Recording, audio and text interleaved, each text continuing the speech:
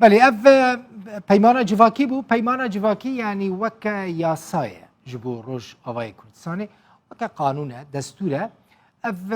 تنی ریوبری خسر و بکارتینه حتی نها آلین دنیای سیاسی بتایبتی انا کسی و پارتین دنوا انا کسی دا و پیمان جواکی قبول ناکن دبیجن دوی گوهرتنین جدی دا چی ببن نها ریوبری خسر به همو کمیتین خو به همو دستین ریوبری لسر وی که کار دکن که هنک گوهرتنان د ناوروکا پیمان جواکی دا چی بکن عقد اجتماعی جیرا دبیجن لی حتی نها درباره وی که دا ت گوهرتن نهاتنه کرن تو آلیه کی جدر وی ریوبری خسر اعتراف بوی پیمان جواکی ناکه به تایبتی انا کسی چه دبیجه ما اعتراف پی ناکن قبول ناکن دوی پیمان جواکی آلیه همو کسی و ورا آمده کرن نتنی آلیک لسر لحف بکه یعنی آلیک لسر بریاره بده محمد دی اسماعیل سروک شاندا انا کسی جبو دیالوگا لگل پیانکش قامشلو لگل منکک محمد بخیر هاتی دناوا مهکه دا دو جاران برپسین امریکی لروج آوای کرسانی بوارا جیویان و جه امریکیان چو خواست وان جوارا چه گوت؟ سپاس داوریز راستی هر تشتیگو ما خوشتی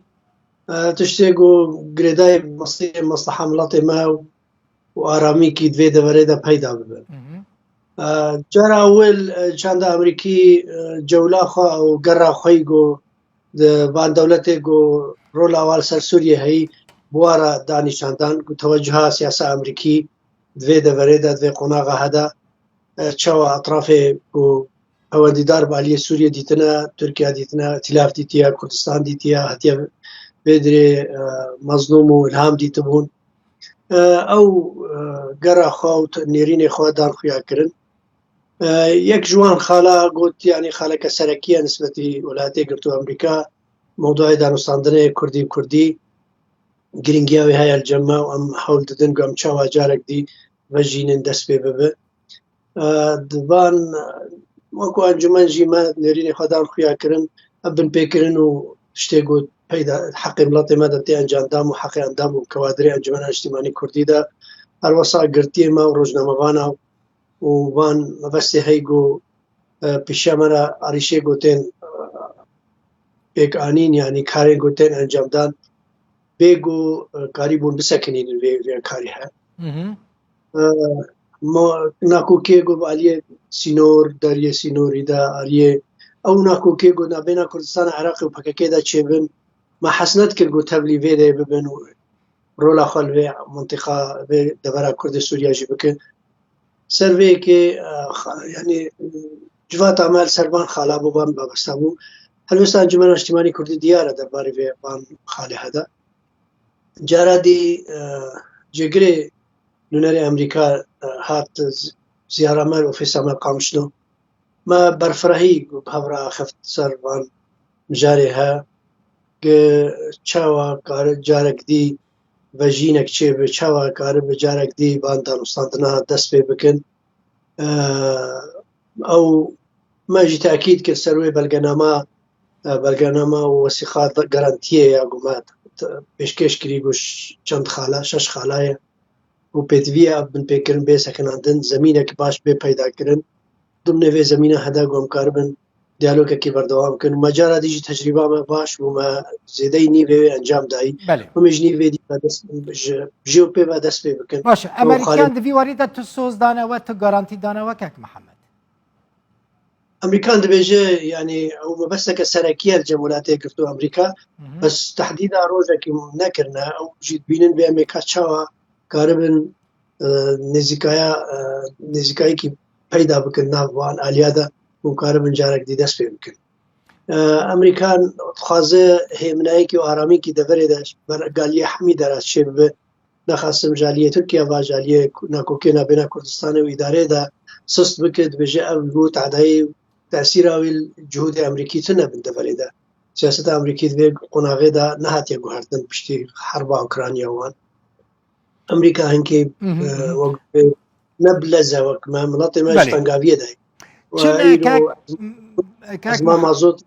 نانە يعني بنكرنا يعني بالبيكرن سببا كو ديالوج جاره كدن دست پی نکن يعني جي گرتنا سي مدياكاري نزيكي و بون سبب كو ديالوج يعني جاره كدن دست پی نکن چما ديالوج راوستيان جي آلي ودا بون جي آلي وان دا بون سبب سركه چه بون مسئله یا گرتنا بون يعني جي ايرشين سر اوفيسي و بون یا جي هناك مسئله دنيا سياسي هبون دانوستاندن سكنين بشتي إدارة أمريكية نهاد و درێژایەکی کەتوێ نێوێدا دەمەکە درێژ کەت گومادیتن چێ نەبوون ئەوێ بناوخۆرە طرفی دیژی ڕەبوو بناو بنپێکردن کردن نەبەس سێگرن من ڕژنامە باڵ وا بنپێکردن گەلکی بچووک نەکەوانە هێردن بخوین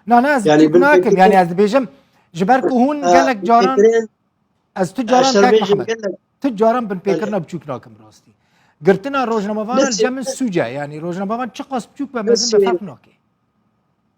ne sê kes tune girtîne yani hevalê me baş hatine girtin û ji xeyrî wê jî ofîsê me hatine şewtandin seyareyên welatiya hatine şewtandin tehqîqat û tehdîdatê bi awalê pêşmergara û her kesî ra rojane tên kirin zemîneke xirab tê peyda dibêj hemî wara be roj namîne binpêkirin tune ne yekî ku xanîkî çêke dibêje ev ji bo dostê ene kesî ew nehêlin wê yani bînata wê emomî dê xirab bikin yani binpêkirin berdewamin ev binpêkirinê he divin sebebê gozemînek tune be mawê da diyalog ji bo bigihê karekî baş aram û em karibin bi hevdûra karekî bikin xizmeta miletê me tanahîkî bikevin nav civata Kurdî de heger ev binpêkirin berdewamin yani ew mebest pêk nayê wextê heta niha ser kaxetiyê va binpêkirina tên çiro ku em kar tevlî hev bibin ku îdareyekî müşterek de wê çawa îca binpêkirin mestir ne hêvî heye ku careke din hûn dest yani demek nêzik de dest bi danûstandina bikin pêma wekû Encûmena Niştîmanî Kurdî ceme rêkeftineke Kurdî çê bi vê deverê de helwêsteke stratîjî ye ceme ji ber mifa û mesliha miletê me û bercewediyê miletê me tê de heye û em ceddî ne rastî vê alî de tarafê dî em dibînin wextê binpêkirina dike û wan kiryarê hedike ew necediyeta xwe daxuya kirin dimînin ser canibê Emerîkî ge ew ceddî bin û Emerîkî ceddî ne bi rastî meselan pirsa min gelek caran ji ber pirsên hem aliyên rêveberiya xwe ser jî kiriye hem jî ji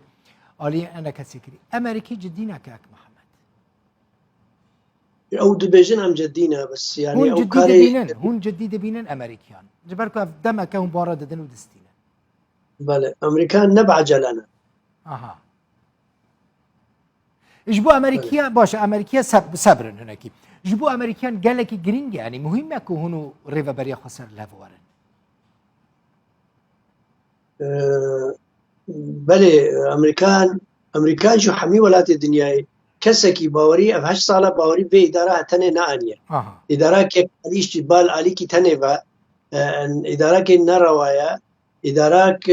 dixwazin yani hilbijartina çêkin dixwazin eqda îctimai biguherin dixwazin kar nebikin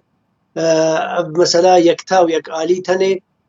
baweriya etrafê dewlî pê nayê heger tevlîkirina Encûmena Niştîmanî Kurdî her wisa pêkhatên dî deverê de hey gotevra pêkha ew çênebe ew îdara got çêbe wê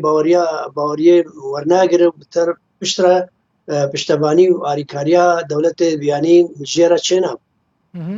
باشه هلبجارتن چی ببن هونه بشداری وان هلبجارتنان ببن جبر کو ریوبری خوش بو هلبجارتنان آماده دکه هلبجارتن ما او خالك ركفتنه ما ركفتيه وما خلص كري اگر گوري وي ميثاق قوم هبدو كري ده بي ام بابندن ده اگر حاله خو بكن او تشتكي الناس الاشتيانه نظاميه الجمهور اتفاق ركفتن سر كريه وركفتن سر كريه جو مفاوضيه عليا